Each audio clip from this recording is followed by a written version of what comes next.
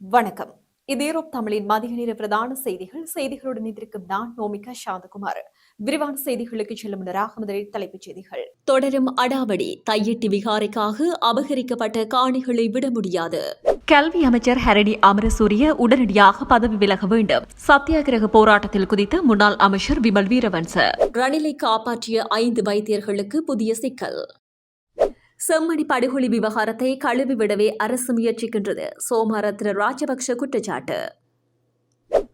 நாமல் ராஜபக்ஷ ஜனாதிபதியாக கூடிய வாய்ப்பு கிடையாது. இலங்கை தொழிலாளர் மக்கள் முன்னணி தகவல். நாட்டின் பல பகுதிகளில் பிற்பகல் 1 மணிக்கு பின்னர் கொட்டி தீர்க்கப் போகும் கனமழை. விடுக்கப்பட்டுள்ள அவசர எச்சரிக்கை. புத்தளம் கொழும்பு பிரதான வீதியில் கோர விபத்து. 3 பலி, பலர் படுகாயம். கொழும்பில் களமிறங்குகின்றார் சீன வெளிவிவகார அமைச்சர். ஈரானில் அதிகரிக்கும் போராட்டம். 420 பேர் பலி. அமைதிக்காக பாப்பரசர் வைக்கும் பிரார்த்தனை.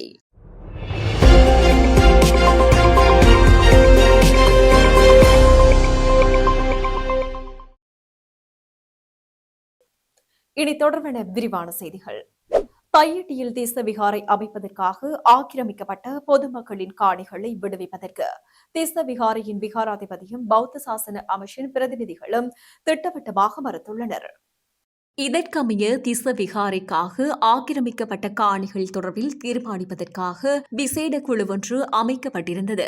அந்த குழு கொழும்பில் நேற்று தினம் கூடி கலந்துரையாடலை நடத்தியுள்ளது. இதன்போதே திச விகாரைக்காக அபகரிக்கப்பட்ட காணிகளை பகுதியளவேனும் விடுவிப்பதற்கு திச விகாரையின் விகாராதிபதியும் பௌத்த சாசன அமைச்சின் பிரதிநிதிகளும் திட்டவட்டமாக மறுத்துள்ளனர். அந்த காணி முற்றுமுழுதாக விகாரைக்கு சொந்தமானது என்பதால் அதை விடுவிக்கும் எண்ணம் இல்லை என்று அவ்வாறு விடுவிப்பது பொருத்தமாக இருக்காது எனவும் அவர்கள் அந்த கலந்துரையாடலில் கூறியுள்ளனர். திச விகாரை அமைக்கப்பட்டுள்ள குறிப்பிடத்தக்க பகுதியை தவிர ஏனைய காணிகளை விடுவிப்பதற்கு ஜனாதிபதி அனுரகுமார் திசநாயக்க தலைமையிலான அரசு நடவடிக்கை எடுத்துள்ளது என அண்மையில் தகவல்கள் வெளிவந்திருந்தன.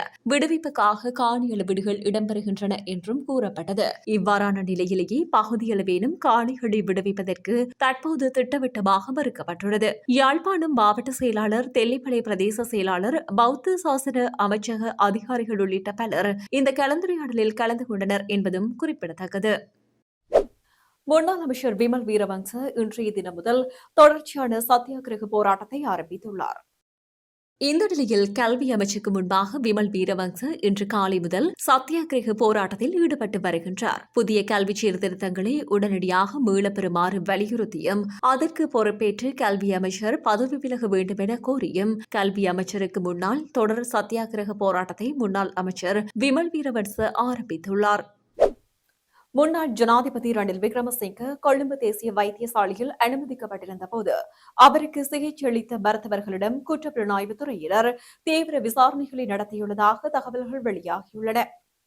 இதன்படி ரணில் விக்ரமசிங்கவுக்கு சிகிச்சை அளித்த 5 மருத்துவர்களிடம் வாக்குமூலங்கள் பெறப்பட்டுள்ளதாக தெரிவிக்கப்படுகிறது. 2023ஆம் ஆண்டு ரணில் விக்ரமசிங்க ஜனாதிபதியாக இருந்தபோது லண்டனுக்கு மேற்கொண்ட தனிப்பட்ட பயணத்திற்காக அரசு நிதியை முறைகேடாக பயன்படுத்திய குற்றச்சாட்டில் கடந்த ஆகஸ்ட் மாதம் கைது செய்யப்பட்டிருந்தார். கைது செய்யப்பட்ட அன்று இரவு ரணில் விக்ரமசிங்க சிறைச்சாலை மருத்துவமனையில் அனுமதிக்கப்பட்டதோடு மறுதினம் கொழும்பு தேசிய வைத்தியசாலையின் தீவிர சிகிச்சை பிரிவுக்கு மாற்றப்பட்டார். சில நாட்களில் கொழும்பு தேசிய வைத்தியசாலையில் தங்கியிருந்து சிகிச்சை பெற்ற பின்னர் தன்னுடைய மருத்துவ காரணங்களை குறிப்பிட்டு பிணையில் செல்ல அனுமதி பெற்றதுடன் சிகிச்சையின் பின்னர் அவர் வைத்தியசாலையிலிருந்து வெளியேறியிருந்தார். இந்த நிலையில் குறித்த கால பகுதியில் ரணில் விக்ரமசிங்கவுக்கு சிகிச்சை மேற்கொண்ட 5 மருத்துவர்களிடம் தற்போது குற்றப்புலனாய்வு துறையினர் தீவிர விசாரணைகளை மேற்கொண்டு வருவதாக தெரிவிக்கப்படுகிறது.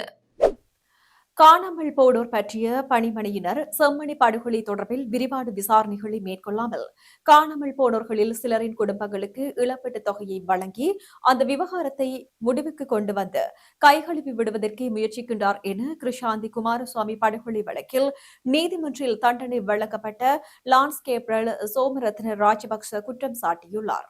இந்நிலையில் சோமரத்ன ராஜபக்சவை காணாமல் போனோர் பணிமனையினர் கடந்த வெள்ளிக்கிழமை 2வது தடவையாக சந்தித்தனர். இந்த சந்திப்பு தொடர்பில் சோமரத்ன தம்மிடம் தெரிவித்தவை இன்று அவரின் மனைவி எஸ்.ஜி. விஜயவிக்ரம ஊடகங்களுக்கு தெரிவித்த விடயங்கள் பின்வருமாறு. செம்மணி படுகொலை தொடர்பான விவரங்களை கேட்டறியும் நோக்கில் காணாமல் போனோர் பற்றியும் அலுவலகத்தின் அதிகாரிகள் கடந்த வெள்ளிக்கிழமை எனது கணவரை வெலிக்கடை சிறைச்சாலையில் சந்தித்தனர். இதன்படி அந்த அலுவலகத்தின் தலைவரால் எனது கணவரிடம் கூறப்பட்ட விடயங்களின் சட்டத்தின் பிரகாரம் காணாமல் போனோர் பற்றிய அலுவலகத்தின் செம்மணி படுகொலை தொடர்பில் விரிவான விசாரணைகளை மேற்கொள்ளாமல் காணாமல் போனோரில் சிலரது குடும்பங்களுக்கு இழப்பீட்டுத் தொகையை வழங்கி அந்த விவகாரத்தை முடிவுக்கு கொண்டு வந்து சர்வதேச சமூகத்தின் மத்தியில் நாட்டுக்கு ஏற்பட்டிருக்கும் அவப்பெயரை சீரமைப்பதற்காகவே முயற்சிக்கின்றனர் என்ற விடயம் தெளிவாக புலம்பப்பட்டதாக எனது கணவர் கூறியுள்ளார். செம்மணி மனித புதைகுழி குறித்து 9/7/2025 அன்று எனது கணவர் சார்பில் கடிதம் ஒன்றை அனுப்பியிருந்ததுடன் 4/10/2025 அன்று இந்த விவகாரம் தொடர்பில் எனது கணவர்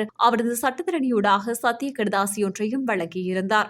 அதில் அவர் 1996இல் யாழ்ப்பாணத்தில் இடம்பெற்ற காணாமல் ஆக்கப்பட்டவர்கள் தொடர்பில் தகவல்களை வெளிப்படுத்தியிருந்தார். ஆனால் அரசாங்கம் இவை அனைத்தையும் புறந்தள்ளிவிட்டு சொற்பலவானோருக்கு இழப்பீட்டை வழங்கி இந்த விவகாரத்தை கைகழுவி விடுவதற்கே முயற்சிக்கின்றது எனவும் தெரிவித்துள்ளார். நாடாளுமன்ற உறுப்பினர் நாமல் ராஜபக்ஷ ஜனாதிபதியாக பதவி வகிக்கக்கூடிய சாத்தியங்கள் கிடையாது என இலங்கை தொழிலாளர் மக்கள் முன்னணி தெரிவித்துள்ளது. இதன்படி இலங்கை தொழிலாளர் மக்கள் முன்னணியின் தலைவர் சமீரா பெரேரா இந்த குற்றச்சாட்டை முன்வைத்துள்ளார். ராஜபக்ஷ குடும்பத்தின் அரசியலை மக்கள் ஏற்கனவே நிராகரித்து விட்டார்கள் என அவர் தெரிவித்துள்ளார். அவர்களுடைய வரலாறு தற்பொழுது குப்பை தொட்டியில் வீசப்பட்டுவிட்டது என அவர் சுட்டிக்காட்டியுள்ளார். ராஜபக்சர்கள் மீண்டும் ஆட்சிக்கு வருவதற்கு எந்தவித சந்தர்ப்பமும் கிடையாது என அவர் தெரிவித்துள்ளார். நாமல் ராஜபக்ஷ ஜனாதிபதியானால் புதிய மறுசீரமைப்புகள் மேற்கொள்ளப்படும் என கூறப்படும் கருத்துக்கள் நகைப்பிற்குரியவை என அவர் தெரிவித்துள்ளார். பிரதமர் ஹரணி அமரசூரியவிற்கு எதிராக முன்னெடுக்கப்பட்டு வரும் தீவிர சேறு பூசல்கள் கண்டிக்கப்பட வேண்டியவை என அவர் தெரிவித்துள்ளார். பெண்கள் இழிவுபடுத்தக்கூடிய வகையில் ராஜபக்ஷ ரணில் விக்ரமசிங்க மிக இழிவான பிரச்சாரங்களில் ஈடுபட்டு வருவதாக அவர் தெரிவித்தார். எனினும் கல்வி அரசியல் அமைப்பு நடவடிக்கைகள் திறந்த வெளிப்படைத்தன்மையுடன் கூடிய வகையில் முன்னெடுக்கப்பட வேண்டும் எனவும் அவர் குறிப்பிட்டுள்ளார். கல்வி வணிகமயப்படுத்தப்படுவதனை வன்மையாக கடுமையாகவும் எதிர்ப்பதாகவும் குறிப்பாக பாடசாலைகளை மூடும் திட்டம் ஏற்புடையது அல்ல எனவும் அவர் சமீரா பெரேரா மேலும் தெரிவித்துள்ளார். வடக்கு வடமத்திய ஊவா கிழக்கு மற்றும் மத்திய மாகாணங்களில் ஹம்பாந்தோட்டை மாவட்டத்திலும் அவ்வப்போது மழையோ அல்லது இடியுடன் கூடிய மழையோ பெய்யக்கூடும் என வளிமண்டலவியல் திணைக்களம் தெரிவித்துள்ளது. வடக்கு வடமத்திய ஊவா கிழக்கு மற்றும் மத்திய மாகாணங்களிலும் ஹம்பாந்தோட்டை மாவட்டத்திலும் அவ்வப்போது மழையோ அல்லது இடியுடன் கூடிய மழையோ பெய்யக்கூடும் சாத்தியம் இருப்பதாக வளிமண்டலவியல் திணைக்களம் தெரிவித்துள்ளது. கிழக்கு மற்றும் ஊவா மாகாணங்களில் சில இடங்களில் 50 மில்லிமீட்டருக்கும் அதிகமான ஓரளவு பலத்த மழை பெய்யக்கூடும் எனவும் எதிர்வு கூறப்பட்டுள்ளது. நாட்டின் ஏனைய பகுதிகளில் பிற்பகல் 1 மணிக்கு பின்னர் மழையோ அல்லது இடியுடன் கூடிய மழையோ பெய்யக்கூடும். வடமில் மேல் மற்றும் சப்ரகமுவ மாகாணங்களில் சில இடங்களில் 75 மில்லிமீட்டருக்கும் அதிகமான ஓரளவு பலத்த மழை பெய்யக்கூடும். மேல் சப்ரகமுவ மற்றும் மத்திய மாகாணங்களில் காலி மற்றும் மாத்தறை மற்றும் குருநாகல் மாவட்டங்களிலும் காலை வேளையில் பனிமூட்டமான நிலை காணப்படலாம். இடியுடன் கூடிய மழை பெய்யும் போது தற்காலிகமாக ஏற்படக்கூடிய பலத்த காற்று மற்றும் மின்னல் தாக்கங்களினால் ஏற்படக்கூடிய பாதிப்புகளை குறைத்துக் கொள்ள தேவையான முன்னெச்சரிக்கை நடவடிக்கைகளை எடுத்துக் கொள்ளுமாறு பொதுமக்கள் அறிவுறுத்தப்படுகின்றனர். புத்தளம் கொழும்பு பிரதான வீதியில் இடம்பெற்ற வாகன விபத்தில் 3 உயிரிழந்துள்ளதுடன் பலர் காயமடைந்துள்ளனர். குறித்த வீதியின் முந்தலம நவதன்குளம பகுதியில் இன்று காலை இந்த விபத்து சம்பவம் இடம்பெற்றுள்ளது. அதிவேகமாக வந்த உந்துருளியும் வேன் ஒன்றும் நேருக்கு நேர் மோதி விபத்துக்குள்ளாகியுள்ளதாக போலீசார் தெரிவித்தனர். இந்த விபத்தில் காரில் பயணித்த 2 பெண்கள் மற்றும் ஒரு ஆண் என மொத்தமாக 3 உயிரிழந்துள்ளனர். விபத்தில் காயமடைந்தவர் மேலும் 10 பேர் சிகிச்சைக்காக மருத்துவமனையில் அனுமதிக்கப்பட்டுள்ளனர். இந்த நிலையில் விபத்து குறித்த மேலதிக விசாரணைகளை முந்தலம் காவல்துறையினர் முன்னெடுத்து வருகின்றனர். சீன வெளிவிவகார அமைச்சர் இலங்கைக்கு பயணம் மேற்கொள்ளவுள்ள நிலையில் அவரது விஜயம் முக்கியத்துவம் மிக்கதாக கருதப்படுகிறது. ஆப்பிரிக்க நாடுகளுக்கான தமது பயணத்தை முடித்துக் கொண்டு சீன வெளிவிவகார அமைச்சர் வாங் ஜி இன்று இலங்கைக்கு வருகின்றார். கொழும்பு வரும் சீன வெளிவிவகார அமைச்சர் இலங்கை வெளிவிவகார அமைச்சர் விஜித ஹேரத் உள்ளிட்ட தரப்பினருடன் சந்திப்பு நடத்தவுள்ளார். இலங்கையில் சீன திட்டங்களை விரைவுபடுத்தவும் மற்றும் புதிய சீன முதலீடுகள் தொடர்பில் மேற்படி சந்திப்புகளின் போது அவதானம் செலுத்தப்படவுள்ளது. அதேவேளை இந்திய வெளிவிவகார அமைச்சர் எஸ் ஜெய்சங்கர் பிரதமர் நரேந்திர மோடியின் சிறப்பு தூதுவராக அண்மையில் இலங்கை வந்திருந்தார். பேரிடரால் பாதிக்கப்பட்ட இலங்கையை மீண்டும் கட்டியெழுப்புவது இந்தியாவின் சலுகை கடன் மற்றும் நன்கொடை திட்டம் பற்றி அவர் அறிவிப்பு விடுத்திருந்தார். எனவே இலங்கையை மீட்டெழுவதற்கு சீனாவின் உதவி பற்றியும் அந்த நாட்டு வெளிவிவகார அமைச்சர் அறிவிப்பார் என தெரிய வருகிறது. அதேவேளை சீன அமைச்சரின் கொழும்பு வருகை தொடர்பில் டெல்லி கூடுதல் அவதானம் செலுத்தியுள்ளமை குறிப்பிடத்தக்கது.